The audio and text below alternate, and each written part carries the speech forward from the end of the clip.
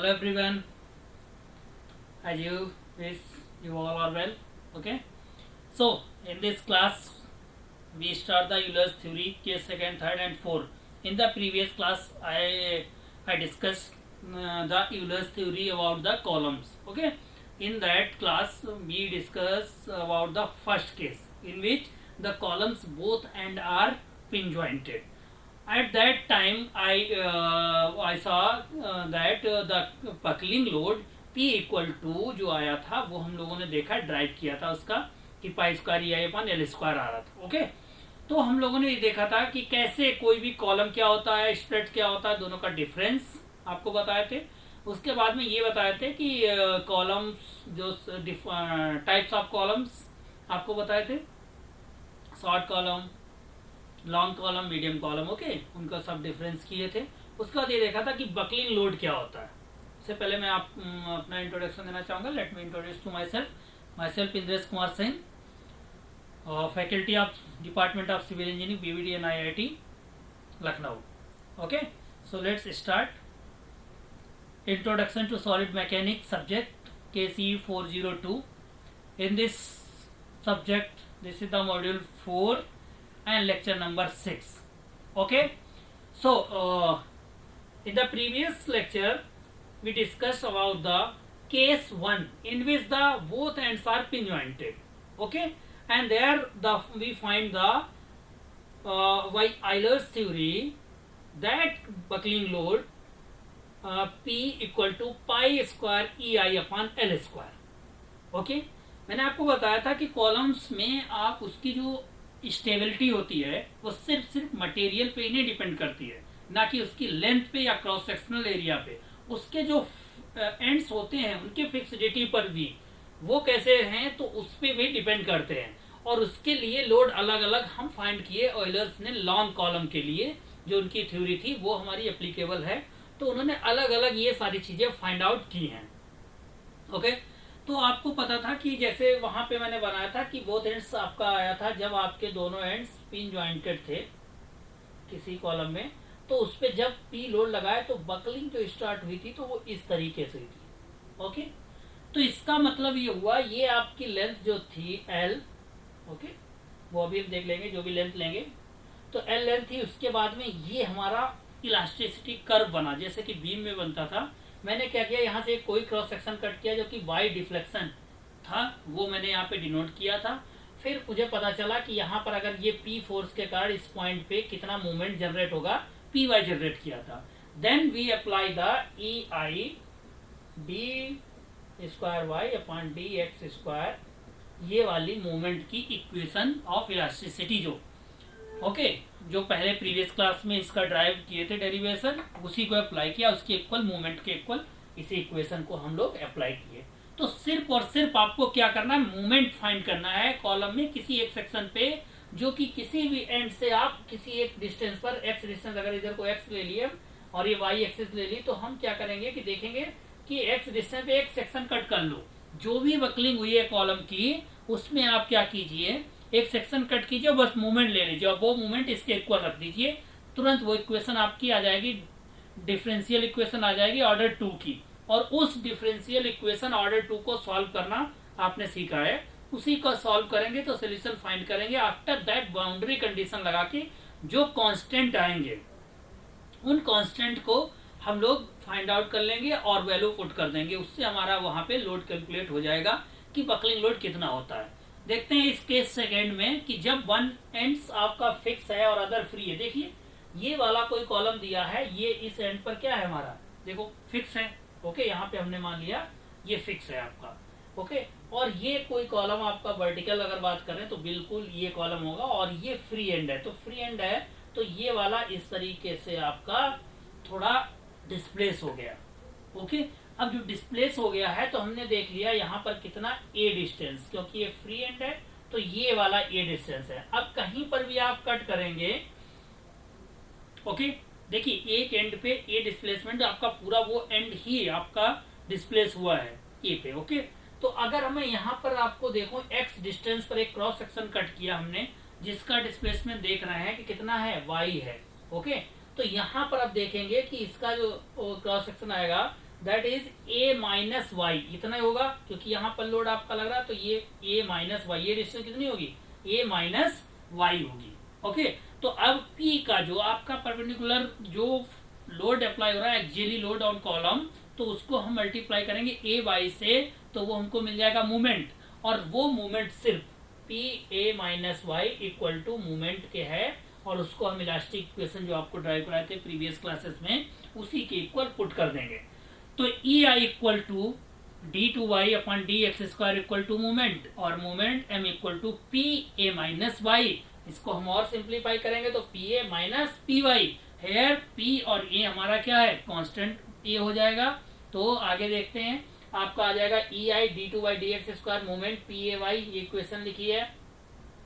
यहाँ पर हम देखेंगे इस इक्वेशन को और सिंप्लीफाई करेंगे, ई आई को डिवाइड कर देगा दोनों साइड से, तो इधर हमारा बचेगा D two square Y D x square plus alpha square Y. Alpha को हमने यहाँ पे अगर क्या आएगा हमारा पी, इसको इधर ले आएंगे, अगर देखिए E I D square Y D x square plus P Y equal to P ए।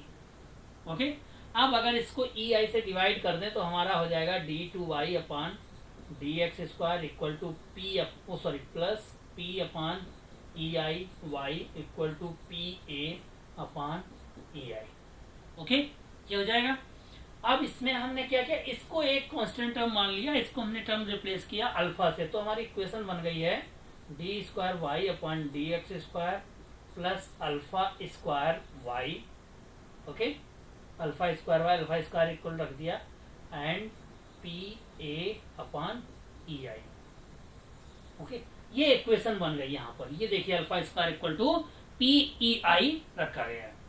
अब ये जब हमारी इक्वेशन बनी है तो आप याद रखिए कि कोई भी differential equation of double order है तो उसको हम कैसे सॉल्व करेंगे, अगर इधर भी हमारा जीरो ना हो और कोई टर्म होगा तो उसको जो सॉल्व करोगे तो उसका जो सोल्यूशन आएगा आपका, तो वो सोल्यूशन आपका y इक्वल टू, ये इस इक्वेशन का सोल्यूशन है, याद रखिए a sine alpha x plus b cos alpha x plus P A E I alpha square. Okay, तो ये हमारी जो डिफरेंशियल इक्वेशन ऑफ ऑर्डर 2 है उसका सॉल्यूशन करेंगे तो उसका सोल्यूशन जो आता है वो ये आ जाएगा। तो यहाँ पर हमें मालूम है कि हमने क्या किया, देखिए ध्यान से, a sine alpha x plus B cos alpha x plus a लिख दिया है। ओके, यहाँ पर तो अब देखिए बाउंड्री कंडीशन आप अप्लाई कीजिए इसमें। ओके, तो यहाँ पर अगर हम बाउंड्री कंडीशन अप्लाई करेंगे तो देखिए x इक्वल टू जीरो, मतलब प्रीवियस स्लाइड में आप जाइए, इसमें देखिए अगर ये x जीरो है तो इस पॉइंट पर आ गए, और इस पॉइंट पे क्या है हमारा एंड फिक्स है, और यहाँ पर अगर फिक्स एंड है तो इसका मतलब हुआ यहाँ पे डिस्प्लेसमेंट क्या होगा, जीरो होगा, इसका मतलब y की वैल्यू जीरो हो जाएगी। तो अब इस इक्वेशन में अगर मैं बात करूं y इक्वल टू, ये यहाँ पर अगर आप x की वैल्यू जीरो कर दीजिए, ये दोनों जीरो का, तो ये y भी जीरो हो गया। इसका मतलब क्या हो गया कि देखिए साइन x की वैल्यू क्या आ जाएगी, जीरो, कॉस अल्फा की वैल्यू क्या हो जाएगी 1, ये जीरो हो जाएगा, कॉस जीरो की वैल्यू तो b, और plus a equal to zero बचा, इसका मतलब b कांस्टेंट है, उसकी वैल्यू आ गई माइनस a। ओके, तो उसकी वैल्यू आ जाएगी आपकी माइनस a।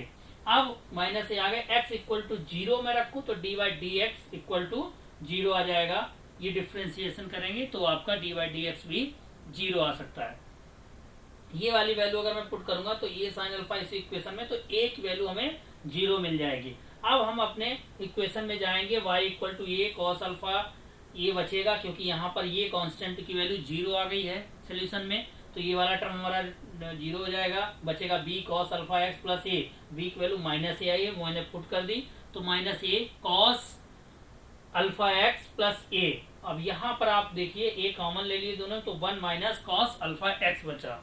ओके, अब अगर ये बचा तो x इक्वल टू एल, मतलब पूरी लेंथ ऑफ कॉलम ले लोगे तो वहां पे कितना डिस्प्लेसमेंट टोटल हो जाएगा, मैंने देखा है कि y इक्वल टू ए हो जाएगा। आपको इस ग्राफ में देखिए यहाँ पर अगर हम x की लेंथ पूरी l ले लें, लिमिट इस कंडीशन पे आ जाए तो यहाँ पे मैक्सिमम डिस्प्लेसमेंट कितना है a। ओके, तो ये a हो रहा है आपका, दिस मीन्स a इक्वल ये हो गया, क्योंकि a इक्वल टू हम यहाँ पर रिप्लेस कर सकते हैं cos alpha l equal to zero और alpha l equal to pi by two.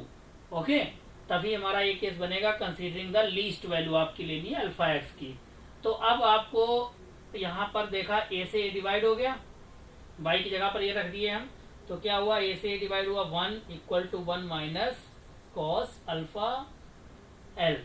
Okay, 1 इधर जाएगा तो 0 आ जाएगा, तो cos alpha l equal to 0। तो आपका अल्फा एल किस पे 0 होगी, कॉस की वैल्यू 0 पाई बाई 2 पर। तो ये हम यहाँ पर रख देंगे पाई बाई 2, मिनिमम लिए वैल्यू। ओके, लिस्ट कंसीडर की, समझ गए हो। जो हमारा y इक्वल टू, ये देखिए y इक्वल टू आया था a 1 minus cos alpha x, और हमने कहा कि जब यहाँ बाउंड्री कंडीशन लगाएंगे, जब आप x की जगह पर l रखेंगे पूरी लेंथ, ओके, तो y की जगह क्या रखेंगे, a रखेंगे। तो उसी में फिर जब हमने x की जगह पर l रखा तो y की जगह a रख दिया, ये इक्वेशन बन गई। ओके, तो अब इसको सॉल्व करोगे तो a से कैंसिल हो जाएगा, 1 बचेगा यहाँ पर, और 1 इस साइड में आएगा तो 0 हो जाएगा। तो अब देखना है कि कॉस अल्फा की वैल्यू 0 किस पर होती है, तो वो हमारा पाई बाई 2 लीस्ट कंसीडर करेंगे, लीस्ट वैल्यू से शुरू कर रहे हैं। तो इसका तो अल्फा की वैल्यू पाई अपॉन 2l आ गई। ओके, तो फिर आइलर्स क्रिपलिंग लोड या जो बकलिंग लोड होगा वो P equal to alpha square E I है, और अल्फा की वैल्यू क्या आई है, पाई स्क्वायर 2l। यहाँ पर आप रख दीजिए तो हमारा मिल जाएगा पाई square E I upon 4l square. Okay, देखिए जब आपका फ्री था, एक एंड आपका फिक्स था और एक फ्री एंड था, देन आपकी जो crippling load buckling load by Euler's I column के लिए वो ये pi square E I upon L square 4l square I. Okay, और वहां पर हमारी आ रही थी pi square E I upon L square. अब हम आगे एक और केस पहले देखते हैं, केस नंबर 3। इसमें क्या है, फिक्स एट बोथ एंड्स। अब देखिए अगर दोनों एंड्स, एक कॉलम आपका है और दोनों एंड्स पे फिक्स है, ओके, अब यहां पर अगर आप P एक्सियल फोर्स उस कॉलम पे लगा रहे हो तो आपको पता है कि ये मेंबर या तो उस लोड को गेन कर लेगा, उस पर कोई फर्क नहीं पड़ेगा। लेकिन ये जैसे जैसे बढ़ेगा और क्रिपलिंग लोड से ऊपर, बकलिंग लोड से ऊपर जाएगा, मतलब बकलिंग स्टार्ट हो जाएगी, तो फिर क्या होगा, ये देखिए ध्यान से कि यहां से तो बिल्कुल फिक्स है, तो यहां तुरंत तो बकलिंग शुरू नहीं होगी। इसका मतलब कुछ डिस्टेंस तक तो वो खुद ये आपका जो फिक्सिडिटी है वो उसको बचाए रखेगा। इसी तरीके से यहाँ पर भी रखेगा, तो उसके बाद का जो मेंबर है वो हमारा इस तरीके से इलास्टिकली मूव करेगा। अभी हमारा टूटेगा नहीं, फेल नहीं किया है, बकल कर गया है। ओके, तो हम समझ गए कि ये बकल किया इस तरीके से, तो कुछ डिस्टेंस यहाँ तक बिल्कुल स्ट्रेट रहेगी, यहाँ भी स्ट्रेट रहेगी। आफ्टर दैट ये बकल किया है, दोनों एंड्स फिक्स हैं, पी इस पे अप्लाई हो रहा, लेंथ ऑफ कॉलम एल है। ओके, अब यहाँ पर अगर मैं कोई भी एक क्रॉस सेक्शन कट किया हूँ इसके कॉलम के, तो वो देखा मैंने कि एक एंड से x डिस्टेंस पर है। ओके, वहां पे डिस्प्लेसमेंट जो हमने देखा है कितना बकल हुआ है, y हो गया है, ये चीज देखिए।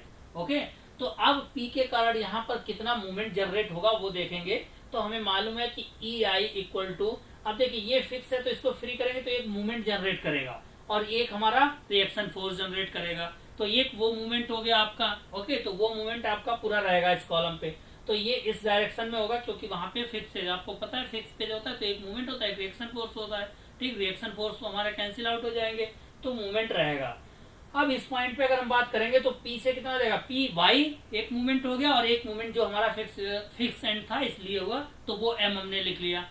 हमें मालूम है इलास्टिक इक्वेशन से, आपको पता है कि E I equal to D two Y upon D x square equal to total movement होता है। अब इस क्रॉस सेक्शन पे अगर हम मूवमेंट टोटल निकालें तो एक तो ये M वाला मूवमेंट होगा और एक P इंटू वाई का मूवमेंट आ जाएगा, तो minus P Y plus M आ गया आपका। ओके, तो ये बन गया आपका फिक्स एट बोथ एंड पर, ये इक्वेशन बन गई। अब आपको क्या करना है, इस इक्वेशन का सोल्यूशन केवल बताना है। तो इस इक्वेशन का जो सोल्यूशन आपको पता होना चाहिए कि कैसे हम डिफरेंशियल इक्वेशन जो होती है तो ई आई से डिवाइड कर देंगे, तो यहाँ पर P अपान ई आई आ जाएगा, ये आई कैंसिल हो जाएगा, इसके नीचे भी ई आई आएगा, और ये P अपान ई आई जो होता है वो अल्फा स्क्वायर के इक्वल रखते हैं हम लोग। ओके, सभी डेरिवेशन में यही कर रहे हैं।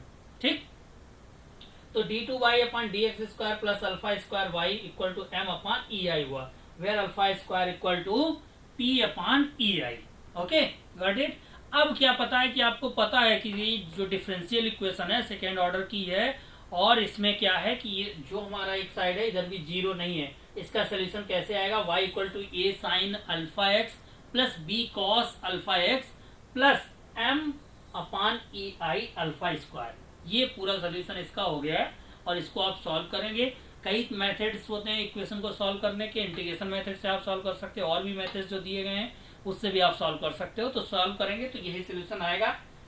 देखिए अब हमें क्या करना है, दोनों कांस्टेंट वैल्यू निकालनी है, कौन सी, ए और बी, और ए और बी कांस्टेंट वैल्यू जो है उनको फाइंड आउट करने के लिए हमको क्या करना होता है, उसको फाइंड करने के लिए आपको बाउंड्री कंडीशन लगानी है। अब बाउंड्री कंडीशन अगर दोनों एंड्स पे फिक्स है हमारा, देखिए डायग्राम, दोनों एंड्स पे फिक्स है, तो अगर x की वैल्यू हम 0 कर दें तो हमारा y क्या आ गया, डिस्प्लेसमेंट 0।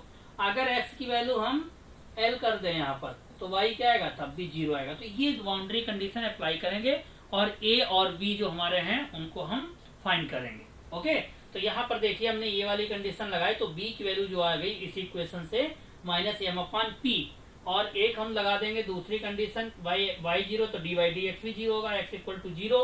ओके, तो ये वाली कंडीशन लगा देंगे, तब हमारा इसी इक्वेशन में a की वैल्यू 0 आ गई। अब a और b हमको मिल गया, तो अब हम उठाकर आप यही जो equation y equal to solution है उसमें पुट कर दें।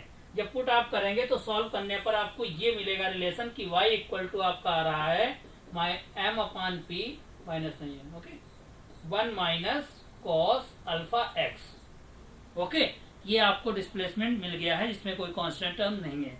अब आपने x इक्वल टू एल ले गए, ओके, तब भी डिस्प्लेसमेंट 0 है, तो वो हम अगर यहाँ पर रख देंगे x इक्वल टू एल पर, तो जो हमारी इक्वेशन में आया था अभी y इक्वल टू वाली इक्वेशन, ये वाली इक्वेशन, तो इसमें x की जगह पर l रख दो, y क्या आ जाएगा, 0 हो जाएगा। इट मीन्स कि आपका क्या हो गया, x equal to l, y equal to 0 means this. तो इसमें क्या करेंगे, इसको सॉल्व करें, ये तो पूरा टर्म 0 हो जाएगा, ये 1 के इक्वल हो जाएगा, मतलब cos alpha l equal to 1। अब आप सभी वैल्यू आप देखिए कॉस की, कि जिसपे हम थीटा की वैल्यू कॉस थीटा में अगर रखें और उस पर 1 आए, ओके, तो कॉस 0 पर भी आ जाती, तो 0 हमको नहीं रखना है। उसके बाद हमारा 182 पाई पे आएगा, ओके, तो लीस्ट वैल्यू हमें कंसीडर करनी है, तो वो 2 पाई होगी, ओके, जिसपे हमारी 0 वैल्यू आ जाएगी, तो हमारा अल्फा एल इक्वल टू कितना आ जाएगा, 2 पाई। ओके, यहां से हमको क्या कैलकुलेट करना है, अल्फा, तो अल्फा इक्वल टू क्या आएगा, 2 पाई अपॉन एल आ गया। ओके, ये देखिए यहाँ पर आ गया, ठीक। अब ऑयलर्स क्रिपलिंग लोड क्या हो जाएगा, हमने देखा है कि P equal to alpha square E I, यही तो हमने जूम किया था, उसी में अब मैं अल्फा की वैल्यू पुट कर दूं। अल्फा की वैल्यू कितने निकाल लिए हैं, 2 पाई अपॉन एल। तो अगर जैसे पुट करेंगे आप यहाँ पर अल्फा स्क्वायर की वैल्यू, तो आपका रिलेशन आ जाएगा P equal to 4 pi square E I upon L square. कब, जब बोथ हैंड्स आर फिक्स होंगे। ओके, तो ये चीज आपको मिल गई है, P equal to 4 pi square E I upon L square. समझ गए, एक केस हो गया आपका तीसरा। तीसरे केस में आपने देखा है, दूसरे केस जब आपको सॉल्व किया था तो आपका क्या आया था कि पी क्रिपलिंग लोड था पाई square E I upon 4 L square. कब, जब आपका एक एंड्स आपका फिक्स था और एक फ्री था। जब बोथ एंड्स आपके फिक्स्ड हैं, ओके, कॉलम है आपके, कॉलम के बोथ एंड्स फिक्स हैं। फिक्स का क्या मतलब हुआ, एक मूवमेंट भी होगा और एक वहां पे रिएक्शन फोर्स होता है। ओके, तो वो फिक्स है, अगर दोनों एंड्स फिक्स हैं तो वहां पर जो हमारा बकलिंग लोड होगा वो आपका कितना आएगा, 4 pi square E I upon L square. इसके बाद में केस नंबर 4, जब one and is fix and other is hinge है आपका। ओके, तो सिंपल सा कॉलम देखिए आप, इस कॉलम में आपने देखा कि ये कोई कॉलम था, ठीक, ये हमारा एक एंड फिक्स है, तो फिक्स पे क्या होगा, एक मूवमेंट जनरेट होगा और एक रिएक्शन फोर्स कोई जनरेट होगा, ये लिख दिया। इस पॉइंट पे क्या होगा हमारा, यहाँ पे हिंज है। ओके, अगर हम पी कोई लोड अप्लाई करेंगे तो यहाँ पे मूवमेंट नहीं जनरेट होगा, केवल रिएक्शन फोर्स ही जनरेट होगा। ओके, तो अब देखिए इस कॉलम में एक पे हमारा क्या फिक्स है और दूसरा हिंज है आपका, ठीक। तो अगर हिंज है वहां पे एक रिएक्शन फोर्स भी होगा आर हिंज पे, और पी जब लोड अप्लाई करेंगे तो इस पॉइंट से देखिए तुरंत इलास्टिक का हमारा ऐसे बनेगा बकल करके, और यहाँ पर तो फिक्स है तो इस तरीके से जाएगा। ओके, ये हमारा इलास्टिक का बन गया कि बकल हुआ कोई भी कॉलम, ऐसे बकलिंग शुरू हो जाएगी। ओके, लेंथ उसकी क्या थी, हमारी एक्चुअल लेंथ एल थी आपकी, इफेक्टिव लेंथ। अब आप किसी भी सेक्शन पर आपने एक कोई भी एक्स डिस्टेंस पर एक सेक्शन कट किया जहां पर आपने देखा कि डिस्प्लेसमेंट कितना है वाई। अब उसी सेक्शन पे आपको टोटल मूवमेंट्स निकालने हैं, तो टोटल मूवमेंट्स निकालोगे, आर हमारा जो है वो आर कितनी दूर है यहाँ से, एल माइनस एक्स। ओके, ये आर हो गया, कितनी दूर है आपका। ओके, और पी का जो रहेगा वो आपका कितना रहेगा, वो वर्टिकली आएगा, पी इंटू वाई हो जाएगा, ठीक। तो हमारा क्या हुआ कि टोटल मूवमेंट जो आया है E I D Y square D x square equal to M होता है, और यहाँ पर जिस भी क्रॉस सेक्शन हम कट करते हैं वहां पर देखते हैं मूवमेंट निकालते हैं, तो मूवमेंट आएगा minus P Y plus R L minus x. Okay, तो ये टोटल मूवमेंट आया। तो सभी केस में आपको यही इलास्टिक इक्वेशन जो निकाली थी, डिफरेंशियल डबल डिफरेंशियल इक्वेशन जो है आपकी मूवमेंट के लिए, ओके, इसका शुरुआत में आपको प्रीवियस लेक्चर में डेरिवेशन भी किया था। तो उसी इक्वेशन में मूवमेंट्स की वैल्यू आपको कॉलम में निकालनी है और बस पुट कर देनी है सामने। ओके, इसके बाद क्या करना है, टर्म्स को सिंप्लीफाई करना है। टर्म्स को अगर सिंप्लीफाई करोगे तो क्या होगा, E I equal to D two Y upon D x square equal to minus P Y plus R L minus x. Okay, ये हो गया। अब इसको और मैं टर्म्स को सॉल्व करूंगा तो फिर हमारा आ जाएगा D two Y upon D x square plus alpha square Y और प्लस ये R L minus X upon E I. Alpha square हमने क्या रिप्लेस किया, P upon E I. Okay, याद रखिए, तो पी अपॉन ई आई किया। अगर मुझे अल्फा की वैल्यू ही पता चल जाए तो हम यहाँ पे रख दें और पूरा हमारा ये क्रिपलिंग लोड पता चल जाएगा, बकलिंग लोड कितना आएगा। ओके, तो अल्फा की वैल्यू हमें कैलकुलेट करनी है, उसके लिए क्या करना है, इस इक्वेशन को सॉल्व करना है। और इस इक्वेशन का जनरल सोल्यूशन, कोई भी differential equation of order 2s का जनरल सोल्यूशन होता है y equal to a sine alpha x plus B cos alpha x plus जो भी चीज यहाँ लिखी है वो लिखी जाएगी R L minus x E I, और अल्फा जो लिखा था तो उसका टर्म आ जाता है। ओके, सॉल्व करेंगे उन मेथड से तो ये भी निकाल सकते हो, तो जनरल सोल्यूशन याद भी कर सकते हो चारों कंडीशंस का। ओके, अब यहाँ पर हमने देख लिया A sine alpha plus B cos alpha x plus R Y P E I alpha square है। ये देखिए इसकी जगह पर मैंने पी लिख दिया एल माइनस एक्स। ठीक, बस फिर उसके बाद हमारा वही कहानी सब है पूरी। इस कॉलम में भी बाउंड्री कंडीशन, तो बाउंड्री कंडीशन की बात करें तो at x equal to zero y equal to zero हो जाएगा। इसका मतलब बी की वैल्यू यहाँ से आ जाएगी, x equal to zero d Y D x equal to zero put करेंगे तो हमारा एक वैल्यू आ गई। तो इस बार ए और बी दोनों हमारे उनकी वैल्यू आई है आपको। ओके, दोनों कांस्टेंट की वैल्यू आई, इसका मतलब हम यहाँ पर इक्वेशन में दोनों कांस्टेंट की वैल्यू पुट कर देंगे। ओके, जब ये पुट करेंगे तो आपको x equal to l y equal to zero इसके बाद में अप्लाई करना है, देन आपको ये इक्वेशन मिल गई। अब इस इक्वेशन में साइन अल्फा और कॉस अल्फा दोनों आ रहे हैं, तो कैसे सॉल्व करोगे, तो हम देख रहे हैं यहाँ पर आर आर कॉमन है, पी कॉमन है, तो आर अपॉन पी जीरो के इक्वल हो जाएगा। साइन को अगर मैं कॉस से डिवाइड कर दूंगा तो 10 अल्फा हो जाएगा, वो अल्फा एल के इक्वल होगा। Okay, it is approx equal to the 4.49 radian के इक्वल होता है हमारा, तब ये वैल्यू आएगी कंसीडरिंग द लिस्ट वैल्यू। ये हम वैल्यू पुट करेंगे तो P alpha square equal to E I 4.49 square l square E I R. अब ये हमारा इसका स्क्वायर करोगे तो 20.2 आया। ओके, अगर इसको मैं वैल्यू को पुट करना चाहूं तो आपका क्या होगा, ये लगभग 2 पाई स्क्वायर ई के इक्वल आएगा। अब ये चार केस आप ध्यान रखिएगा, चार केस में आपको चार फार्मूले मिले हैं। पी क्रिपलिंग लोड के सबसे पहले केस में पाई square E I upon L square, दूसरे केस में आपको ये मिला है पाई square E I upon 4 L square, तीसरे केस में मिला है पाई square E I 4 upon L square, and fourth case में लिखा है 2 पाई square E I upon L square. Okay, ये चार केस में मिल गए हैं। अब आप ध्यान से समझ लीजिए, इन चार केस में अगर मैं बात करूं कि कैसे हमारी इफेक्टिव लेंथ का कॉन्सेप्ट यहीं से आ जाएगा, या चारों को हम एक ही लिख सकते हैं और कोई एक अलग से कांस्टेंट रख दें तो उसकी वैल्यू ही चेंज होगी। सब में P pi square E I upon L square common है, सभी में देख लो, इसमें 2 आया, इसमें 4 आया, इसमें 1 अपॉन 4 आ रहा है, तो इस तरीके से आपको ये चीज समझनी है।